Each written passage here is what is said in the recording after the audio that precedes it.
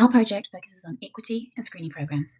Equity means ensuring people receive the support they need to achieve optimal health outcomes, while screening is a public health strategy that aims to identify disease risk before symptoms develop. Our focus is on lung cancer, a disease with significant global burden of mortality and morbidity. Current screening programs largely rely on age and smoking history to determine eligibility. While effective for many people, these can overlook other high-risk groups. As a result, some of the populations most affected by lung cancer may be the least likely to benefit from screening. This equity gap is the challenge we aim to address, and one where adaptive intelligence may help improve risk identification and access to screening. Whilst the current criteria is simple, lung cancer risk is influenced by many other factors beyond smoking and age, including family history, occupational exposures, chronic lung disease, and environmental factors. As a result, some of the high-risk individuals may be missed by the current criteria. Inequity aside, evidence suggests that it may also not be the most cost-effective, and further refinement of eligibility criteria is likely to be needed following the rollout of the screening program. Some barriers to equitable screening. First, data bias. For example, the U.S. Preventive Services Task Force guidelines are mainly based on data from white population, leading to lower sensitivity for Black patients. And second, research and guideline development needs substantial financial costs. Third, drafting guidelines is time-consuming, which typically needs an 18 to 30-month long development cycle. Fourth would be providers' concerns during screening. Therefore, AI could be used as a supplementary tool to assist medical providers. Current screening looks complete in paper, outreach, eligibility assessment by PACS or risk models, scanning, decision, but it has equity gaps at almost every step. In these examples, Tim is disqualified by the Richard Pacquier cutoff, even though his cancer risk is real. Bad patients like Tim develop lung cancer earlier and at high rates. Marcus, a never smoker, is invisible to model built only for smokers, despite radiant exposure and inflammation raising his own risks.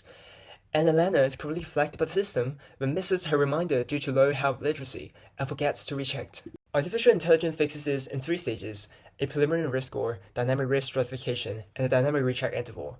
And the system keeps recalibrating on real diagnosis and multi-regional data, so it's never overfit to one population and keeps improving as real-world information comes in. Stage 1 flags Marcus using a continuous risk score that integrates indicators like environmental exposure and inflammation, so he receives a chance at screening despite being a non-smoker, achieving outcome equity. Stage 2 catches Team through multimodal fusion and fairness over rating that reduces racial bias, reaching horizontal equity. And Stage 3 flags Elena for human outreach due to low predicted adherence, improving access to equity.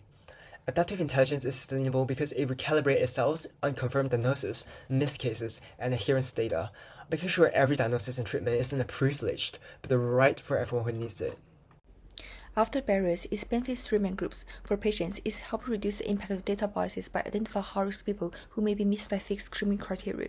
This supports early and fair access to LDCT screening. For clinicians, it provides clear referral priorities, recall prompts, and follow-up tracking, which can reduce uncertainty in the workloads in screening decision.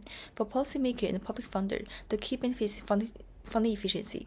The dashboard can reduce repeated data collection and shorten the evidence to policy cycle. This is important because the lung cancer costs in Australia are projected to reach $66 million by 2028. The main value of this dashboard is not to replace clinicians, but to help them identify high-risk people earlier and more fairly. Current screening criteria mainly rely on age and smoking history, so some high-risk groups may still be missed. By using risk-based screening, the dashboard can flag these people for GP review and support more targeted decision-making. This is important because low-density screening has already shown a 20% reduction in lung cancer mortality. It may also be a better use of resource. When Medicare-funded low-density scan costs $338 and 75 cents, while last-stage lung cancer care is much more expensive. Overall, the dashboard supports earlier, more targeted, and more equitable screening rather than simply increasing screening numbers. Of course, we need to address the concerns and challenges. Starting with the AI itself, algorithm bias can be mitigated through continuous training and human oversight. Clinician mistrust will be tackled by providing a full reasoning on why someone is flagged as high risk, preserving clinical reasoning, and de-identification and encryption will ensure data privacy. For downstream issues, overdiagnosis will be managed by adapted, validated risk thresholds. Training AI has upfront costs, but these will be offset by downstream savings, as prior mentioned. Finally, radiation of LDCT is low, with cancer risk of 1 to 5 per 10,000 people screened. With the right safeguards, these challenges are manageable.